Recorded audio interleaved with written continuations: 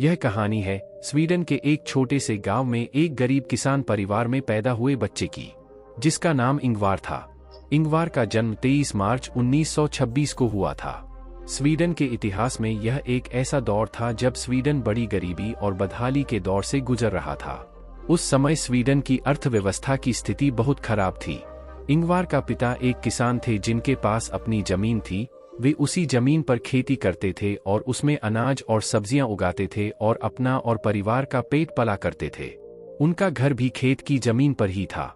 इंगवार के पिता अक्सर घर के बाकी खर्चों को पूरा करने के लिए जंगल में जाते थे और वहां से अच्छी गुणवत्ता वाली लकड़ी काटकर बाजार में बेचकर कुछ पैसे कमाते थे। जब इंगवार बड़ा हुआ तो वह भी अपने माता पिता के साथ खेत में कुछ काम करने लगा। इस तरह पूरे परिवार ने बहुत मेहनत की। इसके बाद जब इंगवार 5 साल के थे तब उन्हें स्कूल में भर्ती कराया गया, जिसमें कुछ महीने बाद पता चला कि इंगवार डिस्लेक्सिया नामक बीमारी से पीड़ित थे, एक ऐसी बीमारी जिसमें शब्दों को पढ़ने और समझने में कठिनाई होती है। इधर पिता इंगवार के देर से उठने की आदत और डिस्लेक्सिया नामक बीमारी से परेशान थे, जिसके लिए वह अक्सर इंगवार से गुस्से में कहता था कि तुम इतनी देर से उठो और पढ़ाई में भी कमजोर हो। अगर ऐसा ही रहा तो आप जीवन में कुछ नहीं कर सकते। इंगवार को अपने पिता का यह वचन बहुत प्रिय था। इंगवार अपने पिता की बात को गलत साबित करना चाहते थे और दिखाना चाहते थे कि एक दिन वह जीवन में कुछ बड़ा जरूर करेंगे। देर से उठने की उसकी आदत के कारण वह अक्सर स्कूल देर से पहुंचता था, जिसके कारण गुरु उससे बहुत कुछ कहता था। मास्टर और पिता की मदद से इंगवार ने एक दिन फैसला किया कि अब मैं अपनी आदत सुधारता रहूंगा और मुझे अपने आसपास के बच्चों से ज्यादा पढ़ना है ताकि मैं उन तक पहुंच सकूं। जिससे इंगवार ने सुबह 5:30 बजे अलार्म बजाकर अलार्म बंद करने का बटन तोड़ दिया। अब इंगवार रोज 5:30 बजे अलार्म की वजह से उठ जाती थी। एक दिन बिक्री समाप्त हो गई। सुबह अलार्म बंद नहीं हुआ, फिर भी इंगवार जल्दी उठ गया। इंगवार यह देखकर चकित रह गया कि यह कैसे हो गया, अलार्म भी नहीं लगा और मेरी आंखें अपने आप खुल गईं। अब रोज सुबह जल्दी उठने की आदत के कारण इंगवार मन लगाकर पढ़ाई करता है ताकि वह इस डिस्लेक्सिया की बीमारी को भी हरा सके। 6 साल की उम्र से इंगवार ने भी पढ़ाई की और अपने पिता के साथ लकड़ी लाने के लिए जंगल चला गया। हालांकि कूदने की उनकी उम्र थी, लेकिन अपनी जिद के कारण उन्हें अब खेलों में कोई दिलचस्पी नहीं थी। उसके मन में अब एक ही धुन थी, वह धुन थी कुछ बड़ा करने की। अब जब भी इंगवार अपने पिता के साथ जाता, वह वहां से लुढ़कते हुए सड़क से लकड़ी के कुछ अच्छे नरकट उठाता था। वह उन नरकटों की कलम बनाकर स्कूली बच्चों को बेचकर अपनी जेब से पैसे निकाल लेता था। यहीं से इंगवार ने अपनी छोटी उम्र से ही पैसे कमाने के बेहतर अवसरों की तलाश शुरू कर दी थी। जब वह 7 साल का हुआ तो उसने अपने पिता द्वारा बनाई गई 3 पहियों वाली लकड़ी की साइकिल पर माचिस बेचना शुरू कर दिया।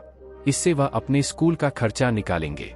10 साल की उम्र में उनके पिता ने उन्हें एक साइकिल दी, जिस पर उन्होंने अपने पास के गांव में माचिस बेचना शुरू कर दिया। उसी समय उसे पता चला कि अगर यह माचिस स्टॉकम शहर के थोक से खरीदी जाती है तो यह बहुत सस्ता होगा, तो इस तरह मैं और माचिस बेच पाऊंगा, यानी कमाऊंगा अधिक लाभ। स्टोकम के उसी शहर में इंगवार ने अपने एक रिश्तेदार की मदद से बहुत सारे मैचों का आदेश दिया। अब उसने इन माचिस को पहले से कम कीमत पर बेचना शुरू कर दिया। इस तरह इंगवार ने सारा खर्च निकालकर काफी पैसे बचा लिए होंगे। लेकिन जब इंगवार 12 साल के थे तो इस आय से एक बड़े वर्ग का खर्चा उठाना मुश्किल हो गया था। फिर इंगवार ने अपनी आय बढ़ाने के लिए कुछ डेकोरेशन उत्पाद बेचने लगे, साथ ही बॉल पेन और पेंसिल बेचने लगे। जब बॉल पेन बेचने से अच्छा लाभ हुआ तो इंगवार थोक से बहुत सारे बॉल पेन खरीदना चाहता था, लेकिन उसके पास इसे खरीदने के लिए पर्याप्त पैसे नहीं थे। तब इंगवार ने बैंक से $63 का कर्ज लिया।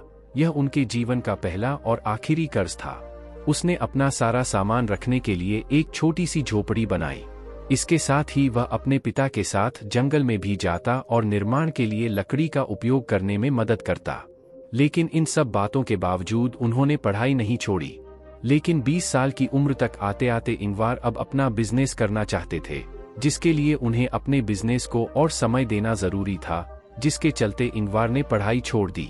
अब तक इंगवार साइकिल घूमकर और माचिस और साज सज्जा जैसी कई अन्य वस्तुओं को बेचकर काफी अच्छी जानकारी जुटा चुका था, जिसमें उन्होंने समझा कि आसपास के इलाकों में लकड़ी की कई चीजें बनती हैं और कौन सी सामग्री कहाँ से मिलेगी और कितनी सस्ती। इंगवार को इन सब चीजों का ज्ञान हो गया था।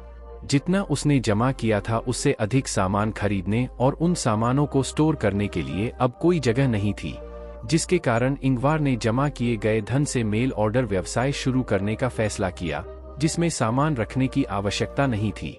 इंगवार ने अपने आसपास लकड़ी का सामान बेचने वाले कुछ लोगों से बात की, जिसमें उन्होंने उनके रेट जैसी और भी कई जानकारियां बखूबी इकट्ठी की।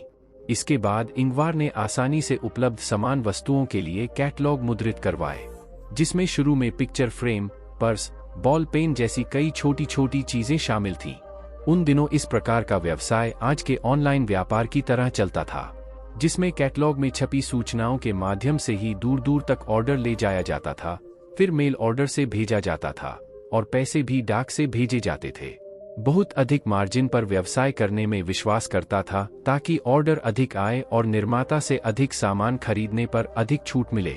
इंगवार की इस रणनीति से धीरे धीरे कारोबार अच्छा चलने लगा। इसके बाद इंगवार के कैटलॉग में फर्नीचर जैसी बड़ी चीजें दिखने लगीं और बॉल पेन जैसी छोटी चीजें सूची से गायब होने लगीं। अपने पिता के साथ काम करते हुए इंगवार लकड़ी की गुणवत्ता से अच्छी तरह परिचित थे, जिससे वह अपने पिता की मदद से स्थानीय निर्माण कारखाने को लकड़ी देकर फर्नीचर तैयार करने का आदेश देता था। फिर वह उन फर्नीचर को बाजार में कम मार्जिन पर बेच देता था। इंगवार के फर्नीचर की गुणवत्ता देखकर बाजार में इंगवार के फर्नीचर की मांग बढ़ने लगी। अब माल बड़ी ट्रेनों में जाने लगा। इससे अब कई स्थानीय फैक्ट्रियां केवल इंगवार के लिए काम करने लगीं और इंगवार फर्नीचर बनाने लगीं। इंगवार के प्रतियोगियों ने इसे स्वीकार नहीं किया, क्योंकि उनका मानना था कि इंगवार की नीति हमारी दरों को खराब कर रही है, जिससे मांग कम हो गई है। इंगवार के इस फर्नीचर की बढ़ती मांग के कारण नमी कम करने वाली बाकी कंपनियों के फर्नीचर की मांग बाजार में गिरने लगी, जिससे कंपनियों को काफी नुकसान होने लगा।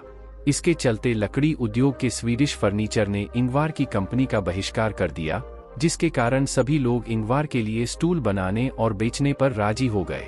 लेकिन कहा जाता है कि जब एक ईमानदार व्यक्ति के लिए एक रास्ता बंद हो जाता है, तो भगवान उसके लिए और भी कई रास्ते खोल देता है। इंगवार ने हार नहीं मानी। उन्होंने पोलिश सप्लायर से सामान लेना शुरू कर दिया, जो उन्हें पहले से कम कीमत पर मिल जाता था, क्योंकि वहां कच्चा माल और श्रम दोनों ही बहुत सस्ते में मिल जाते थे। इसके बाद इस आदमी को दूसरे देशों के कई ऐसे सप्लायर मिले, जहां से उसे बहुत सस्ते में सामान मिल जाता था। इंगवार ने अपने फर्नीचर ब्रांड का नाम आईकेए फर्नीचर यहाँ कंपनी का नाम रखा है। अब इंगवार ने उन कंपनियों की वाट क्षमता लगा दी जो सोच रही थी कि अगर फेडरेशन ने मेरा ब्रांड निकाल लिया तो कंपनी बंद हो जाएगी। सस्ते फर्नीचर के कारण इंगवार फर्नीचर की मांग तेजी से बढ़ने लगी। इस बढ़ती मांग को देखते हुए इंगवार ने 1953 में अपना पहला शोरूम खोला।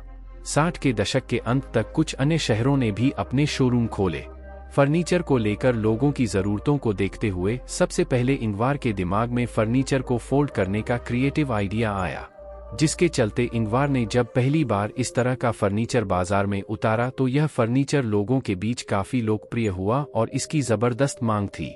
इसके बाद इंगवार का कारोबार और भी तेजी से आग की तरह फैल गया। जल्द ही इंगवार ने कई अन्य देशों में अपना व्यवसाय चलाना शुरू कर दिया। इस तरह इंगवार का फर्नीचर पूरे यूरोप में काफी पसंद किया जाने लगा। इसके बाद लोगों की जरूरत और मांग के मुताबिक इसी तरह कम मार्जिन वाली रणनीति पर काम करते हुए कई तरह के बेहतर क्वालिटी के फर्नीचर बनाने लगे, वो भी कम कीमत में। कहा जाता है कि जहां भी इंगवार फर्नीचर के शोरूम खुलते थे, उस देश के स्थानीय फर्नीचर बाजार की देखभाल की जाती थी। इसका कारण यह था कि इंगवार का फर्नीचर अच्छी गुणवत्ता और कम कीमत का था। लोग फर्नीचर की गुणवत्ता, डिजाइन और रेट की ओर काफी आकर्षित हुए और देखते ही देखते लोगों के बीच काफी लोकप्रिय हो गए। तो दोस्तों, ये वही शख्स था जो कभी डिस्लेक्सिया का शिकार हुआ करता था, जिसे ताने मिलते थे कि अब जिंदगी में कुछ नहीं कर पाओगे।